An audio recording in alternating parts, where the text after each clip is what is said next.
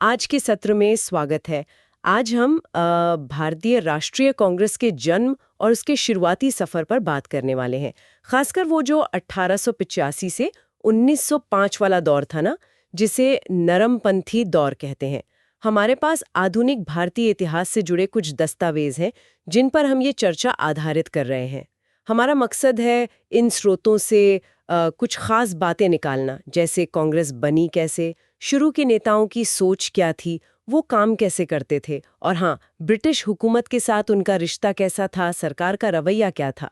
चलिए फिर शुरू करते हैं, इस कहानी को परत दर परत खोलते हैं। तो बात शुरू होती है 1885 से, बॉम्बे से। एक रिटायर्ड अंग्रेज अफसर थे A.O. ह्यूम। उन्होंने एक संगठन बनाया था, इंडियन नेशनल यूनियन। उसी की पहली बैठक हुई बॉम्बे में, और कहते हैं वहीं पर इसका नाम बदलकर इंडियन नेशनल कांग्रेस कर दिया गया।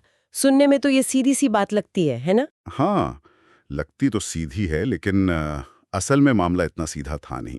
इसकी पैदाइश को लेकर ही देखिए, कई अलग अलग दिलचस्प कहानियां या कह लें कि सिद्धांत हैं। एक तो बहुत मशहूर है, सेफ्टी वॉल्व थ्योरी। हाँ, सेफ्टी वॉल्व। लाला लाजपत राय जैसे नेता मानते थे ये। जी बिल्कुल। उनका मानना था कि ये अंग्रेजों की ही एक चाल थी। मतलब उन्हें डर था कि भारतीयों में गुस्सा बढ़ रहा है, कहीं फिर से 1857 जैसा कुछ ना हो जाए। तो उन्होंने ह्यूम के जरिए कांग्रेस बनवा दी, ताकि ये गुस्सा शांति से, बातचीत से बाहर निकल जाए, एक तरह का सेफ्टी वॉल्व बन जाए। अच्छा, मतलब एक सोची समझी रणनीति थी अंग्रेजों की। हाँ, इस थ्योरी के हिसाब से तो यही था। लेकिन फिर एक और नजरिया है।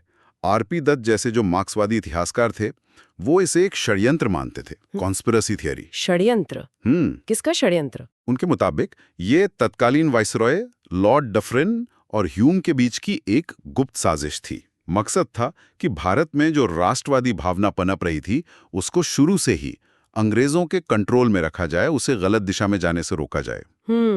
तो एक कहता है गुस्सा निकालने का तरीका, दूसरा कहता है कंट्रोल करने की साजिश, लेकिन एक तीसरा सिद्धांत भी तो था, लाइटनिंग कंडक्टर वाला। जी हाँ, बिल्कुल।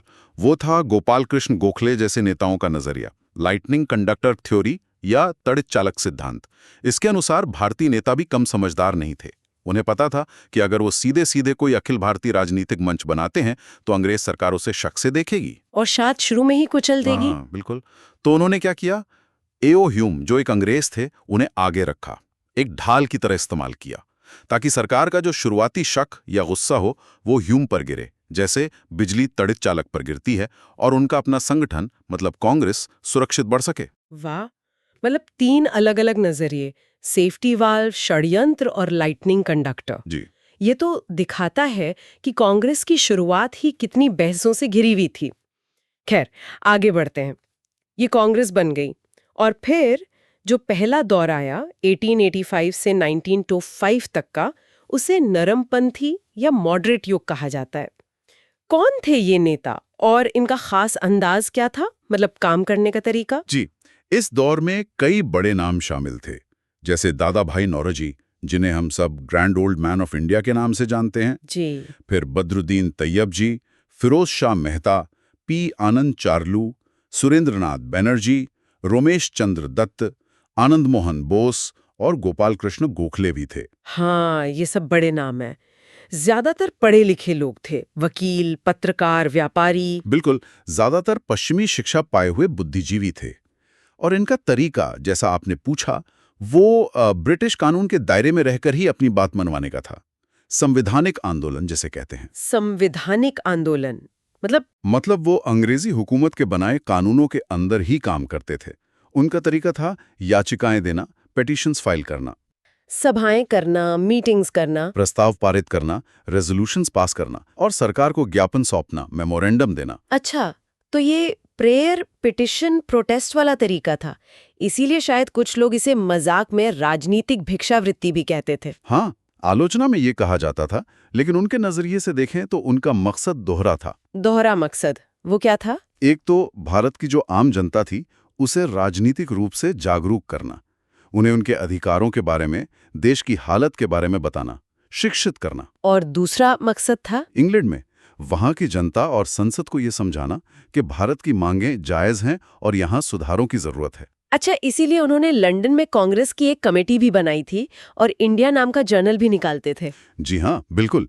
एक तरफ देश में लोगों को जगाना और दूसरी तरफ लंदन में लॉबिंग करना। लेकिन ये सब करते हुए क्या वो अंग्रेजी राज को सीधे सीधे चुनौती दे रहे थे? नहीं, सीधे चुनौती देने से वो बचते थे।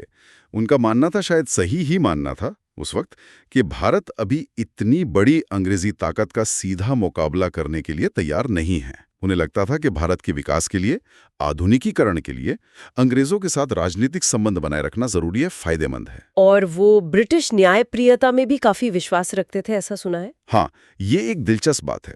उनमें से कई नेताओं को अंग्रेजों के न्याय और ईमानदारी पर काफी हद तक भरोसा था।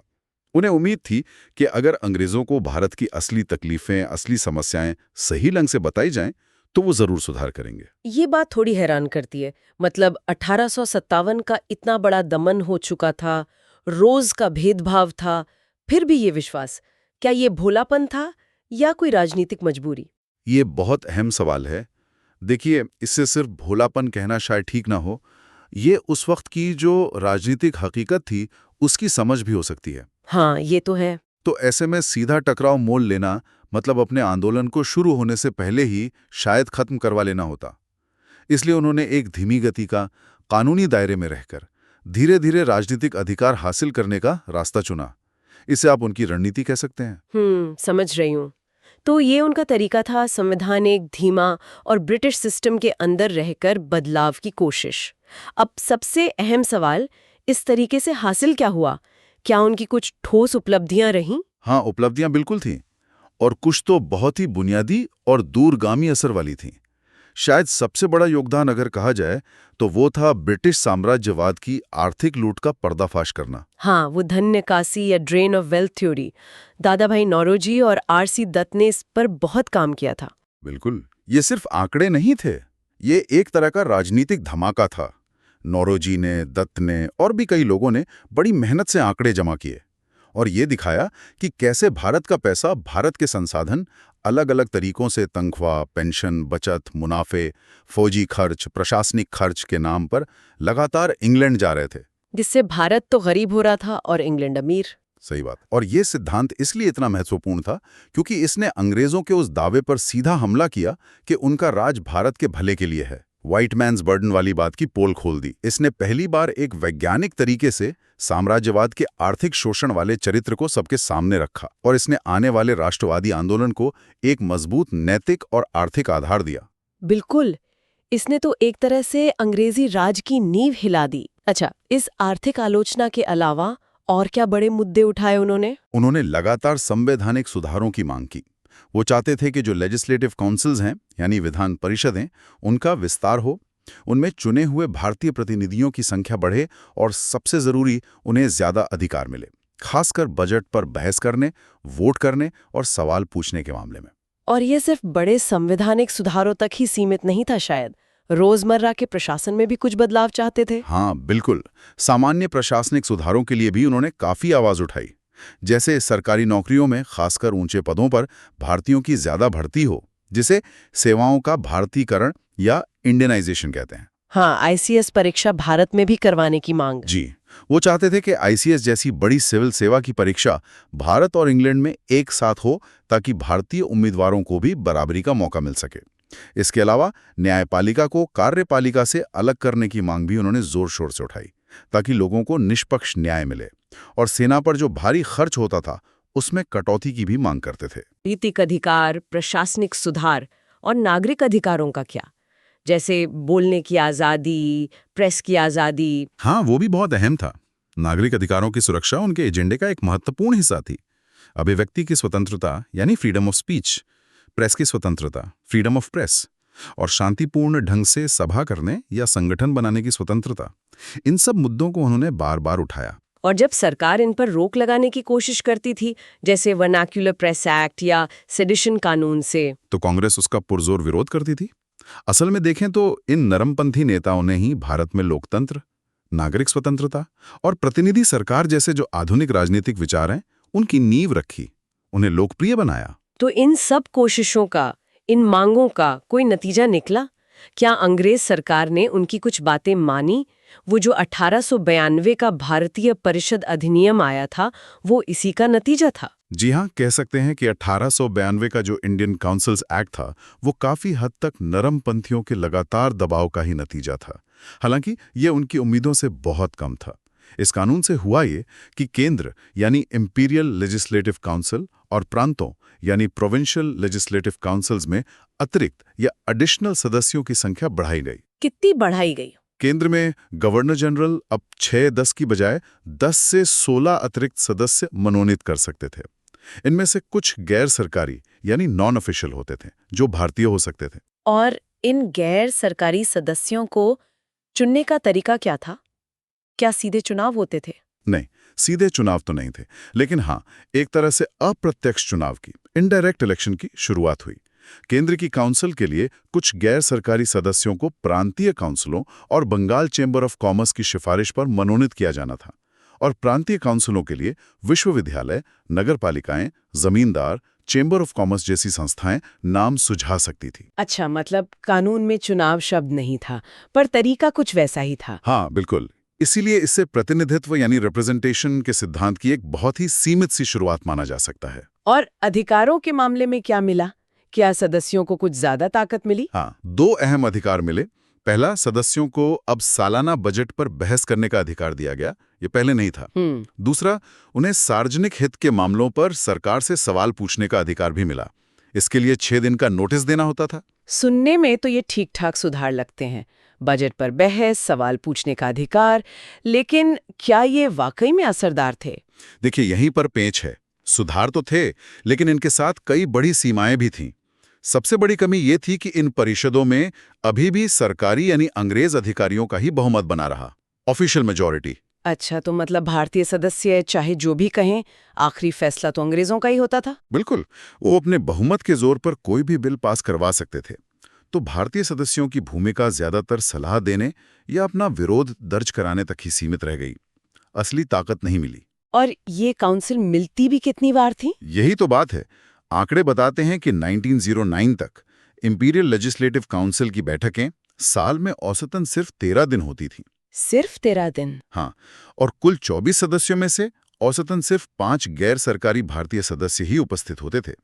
इससे आप अंदाजा लगा सकती हैं कि काम कितना सीमित और दिखावटी किस्म का था। और बजट पर बहस का अधिकार तो मिला, पर क्या वो बजट में कोई बदलाव ला सकते थे या उस पर वोट कर सकते थे? नहीं, यही तो एक और बड़ी कमी थी। बजट पर वोट करने का या उसमें कोई संशोधन, कोई अमेंडमेंट लाने का अधिकार उन्हें नहीं दिया गया। और सवालों का क्या? सवाल पूछ सकते थे, पर जवाब पसंद ना आए तो भी कुछ नहीं कर सकते थे। सरकार के जवाब से संतुष्ट न होने पर पूरक प्रश्न, सप्लीमेंट्री क्वेश्चन पूछने की इजाजत नहीं थी। नहीं दिए गए जवाब पर कोई बहस हो सकती थी। ओह, तो अधिकार मिले तो, पर बहुत बंधे हुए, आधे अधूरे। बिल्कुल। इसीलिए नरमपंथी नेता इस कानून से जाहिर है खुश नहीं थे। उन्होंने इसे अपर्याप्त, असंतोषजनक बताया और ज्यादा अधिकारों के लिए अपनी मांग जारी रखी। तो ये 1892 का एक्ट उनकी मेहनत का एक छोटा सा नतीजा तो था, पर मंजिल अभी बहुत दूर थी। जी हाँ। तो अब आते हैं मूल्यांकन पर। इन शुरुआती राष्ट्रवादियों, इन नरमपंथियों के काम को इतिहास में कैसे देखा जाता है? जाहिर है उनके धीमे तरीकों की आलोचना भी हुई होगी। क्या राय मिलती है हमें स्रोतों में? हाँ, इस पर बहुत अलग अलग, बल्कि कह सकते हैं कि विपरीत राय मिलती है। एक तरफ तो वो लोग हैं जो उनके काम के गहरे महत्व को समझते हैं, उसे सराहते हैं। जैसे जस्टिस महादेव गोविंद रानाडे ने एक बार 1891 में गोखले से कहा था, और ये बड़ी दिलचस्प बात है। उन्होंने कहा, आप हमारे देश के इतिहास में हमारे स्थान को नहीं समझते। अच्छा। ये जो याचिकाएं हम देते हैं, ये नाम के लिए सरकार को दी जाती हैं। असल में ये लोगों को संबोधित हैं, ताकि वे इन मामलों में सोचना सीख सकें। वाह। मतलब असली निशाना जनता थी, उन्हें तैयार करना था जी। और ये काम कई सालों तक करना होगा, बिना किसी और परिणाम की उम्मीद की। हाँ, क्योंकि इस तरह की राजनीति इस धरती पर बिल्कुल नहीं है। जी। ये रानाडे ने कहा था। ये तो बहुत दूर की सोच थी। हाँ, और इसी तरह कांग्रेस के अपने इतिहासकार पट्टाभी सीतारामैया, उन्होंने नरमपंथियों की तुलना एक बड़ी इमारत की नींव में दबी ईंटों से की, जो दिखती नहीं पर इमारत उन्हीं पर खड़ी होती है। बिल्कुल। उन्होंने कहा कि नरमपंथियों ने ही वो नींव रखी जिस पर बाद में उपनिवेशी स्वशासन, होम रूल, स्वराज और आजादी की पूरी इमारत खड़ी हुई। इतिहासकार बिपिन चंद्रा ने भी इस दौर को भारतीय राष्ट्रवाद का बीजारोपण काल या सीड टाइम कहा है। उनका मानना था कि इन नेताओं ने बीज बहुत अच्छे से और गहराई से बोए। तो ये तो हुई तारीफ। हाँ, लेकिन आलोचना करने वाले क्या कहते थे, खासकर वो नेता जो बाद में गरमपंथी कहलाए? आलोचना भी हुई और काफी तीखी आलोचना हुई। जैसे लाला लाजपत राय, जो खुद बाद में इतने बड़े नेता बने, उन्होंने नरमपंथियों के तरीकों को अवसरवादी आंदोलन तक कह दिया था। अवसरवादी? हाँ, उन्होंने कहा कि इससे तो बस विश्वासघात और पाखंड को बढ़ावा मिला और कुछ लोगों को देशभक्ति के नाम पर अपना उल्लू सीधा करने, अपना व्यापार चलाने का मौका मिल गया। ये काफी सख्त टिप्पणी थी। काफी सख्त। दरअसल जो गरमपंथी नेता थे, जैसे तिलक, लालाजी, बिपिन चंद्र पाल, उन्हें लगता था कि ये प्रेयर पिटीशन से कुछ नहीं मिलने वाला। अंग्रेजों पर सीधा दबाव बनाना होगा, जरूरत पड़े तो संघर्ष करना होगा, जनांदोलन करना होगा। वो नरमपंथियों के तरीकों को अंग्रेजों की चालाकी और भारतीय नेताओं की कमजोरी मानते थे। तो तस्वीर काफी मिली-जुली है। एक तरफ नींव रखने वाले दूरदर्शी नेता, दूसरी तरफ कुछ लोगों की नजर में जरूरत से ज्यादा विनम्र और शायद अप्रभावी तरीकों वाले लोग। चलिए अब आखिरी पहलू देखते हैं, अंग्रेज सरकार का रवैया कैसा था इन नरमपंथियों के प्रति। क्या वो शुरू से ही इनके खिलाफ थे? नहीं, शुरू में रवैया थोड़ा मिला जुला था, बल्कि कुछ हद तक सकारात्मक भी कह सकते हैं। सकारात्मक कैसे? देखिए, शुरुआत में तो एओ ह्यूम एक अंग्रेजी मुख्य आयोजक थे। फिर लॉर्ड डफरिन जो वाइसरॉय थे, उन्होंने कांग्रेस के दूसरे अधिवेशन के प्रतिनिधियों को कलकत्ता में गार्डन पार्टी भी दी थी। अच्छा। तो शुरुआत में एक तरह की नरमी थी, लेकिन ये दोस्ती ज्यादा दिन चली नहीं। क्यों, क्या बदल गया? जैसे जैसे कांग्रेस का प्रभाव बढ़ने लगा, उसके सदस्यों की संख्या बढ़ने लगी, उसकी मांगें ज्यादा मुखर होने लगीं। खासकर जब उन्होंने वो आर्थिक आलोचना शुरू की होगी। बिल्कुल, जब उन्होंने अंग्रेजी शासन की आर्थिक नीतियों की तीखी आलोचना शुरू की, धन निकासी का मुद्दा उठाया, तो सरकार का रवैया एकदम बदलने लगा। जो कांग्रेस पहले शायद उन्हें सेफ्टी वॉल्व लग रही थी, वही अब उन्हें खतरे की घंटी नजर आने लगी। तो फिर क्या हुआ? लॉर्ड डफरिन, जिन्होंने कभी गार्डन पार्टी दी थी, वही बाद में कांग्रेस को सूक्ष्म अल्पसंख्यक यानी माइक्रोस्कोपिक माइनॉरिटी का प्रतिनिधि कहकर उसका मजाक उड़ाने लगे। कहने लगे कि ये तो बस मुट्ठी भर पढ़े लिखे लोगों की जमात है, आम जनता की नुमाइंदगी नहीं करती। और लॉर्ड कर्जन, उनके बारे में तो कहा जाता है कि वो कांग्रेस को फूटी आंख नहीं सुहाते थे। हाँ, लॉर्ड कर्जन जो 1899 से 1905 तक वॉइसरॉय रहे, वो तो कांग्रेस के कट्टर विरोधी थे। उनका एक बहुत मशहूर बयान है जो उन्होंने 1900 में सेक्रेटरी ऑफ स्टेट को लिखा था। क्या कहा था उन्होंने? उन्होंने लिखा, मेरे ख्याल से कांग्रेस अपने पतन की ओर लड़खड़ा रही है और भारत में रहते हुए मेरी एक बड़ी महत्वाकांक्षा ये है कि मैं उसे शांतिपूर्वक मरने में मदद कर सकूं। शांतिपूर्वक मरने में मदद कर सकूं? मतलब कांग्रेस को खत्म करना चाहते थे वो? जी हाँ, बिल्कुल। इससे साफ पता चलता है कि 20वीं सदी की शुरुआत तक आते आते अंग्रेज सरकार कांग्रेस को अपने लिए एक बड़ी चुनौती मानने लगी थी और उसे कमजोर करने या खत्म करने की कोशिश में लग गई थी। तो ये थी सरकार की बदलती नीयत। चलिए अब इस पूरी बातचीत को समेटते हैं।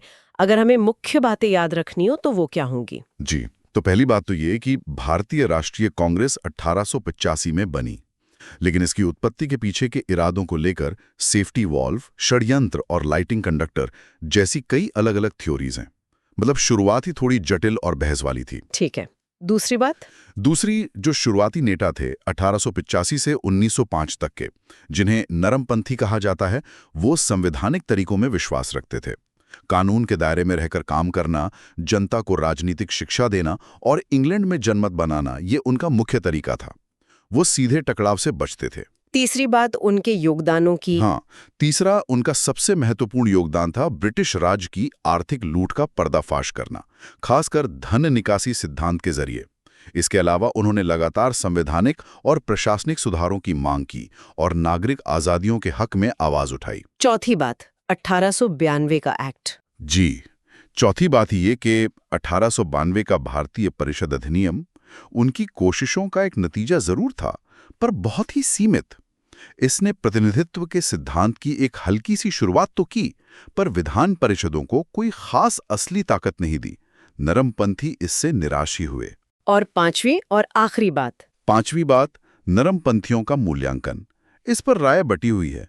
कुछ उन्हें भविष्य के आंदोलनों की नींव रखने वाले नायक मानते हैं, तो कुछ उनके तरीकों को कमजोर और अवसरवादी कहकर उनकी आलोचना करते हैं। और साथ ही ये भी कि अंग्रेज सरकार का रवैया भी वक्त के साथ उनके प्रति दोस्ताना से बदलकर शक और फिर दुश्मनी वाला हो गया। बिल्कुल। तो आज हमने कांग्रेस के जन्म और उसके शुरुआती दौर यानी नरमपंथी चरण को समझने की कोशिश की। हमने देखा कि कैसे उन शुरुआती नेताओं ने बहुत मुश्किल हालात में अंग्रेजी ताकत के साये में एक संगठित राजनीतिक आंदोलन की नींव डाली और शायद सबसे बढ़कर लोगों में एक राष्ट्रीय चेतना जगाने का, उन्हें राजनीतिक रूप से शिक्षित करने का बहुत अहम काम किया। जी हाँ, बिल्कुल। और यहाँ एक सवाल शायद सोचने के लिए रह जाता है, क्या होता अगर इन नरमपंथी नेताओं ने शुरुआत से ही कोई दूसरा ज्यादा आक्रामक रास्ता अपनाया होता, जैसा बाद में गर्मपंथियों ने किया? हाँ, ये सोचने वाली बात है। क्या आंदोलन ज्यादा जल्दी कामयाब होता, या फिर अंग्रेज उसे शुरू में ही कुचल देते? या एक और पहलू सोचें, अगर अंग्रेज सरकार ने नरमपंथियों की बात ज्यादा सुनी होती, उनकी जायज मांगों को मान लिया होता, उन्हें शासन में ज्यादा हिस्सेदारी दी होती, तो क्या भारत का इतिहास कुछ और होता? हाँ, क्या आजादी का रास्ता कम संघर्ष वाला होता? क्या विभाजन टाला जा सकता था? ये ऐसे सवाल हैं जो हमें इतिहास की जटिलताओं पर, उसके अलग-अलग रास्तों पर और गहरे सोचने पर मजबूर करते हैं।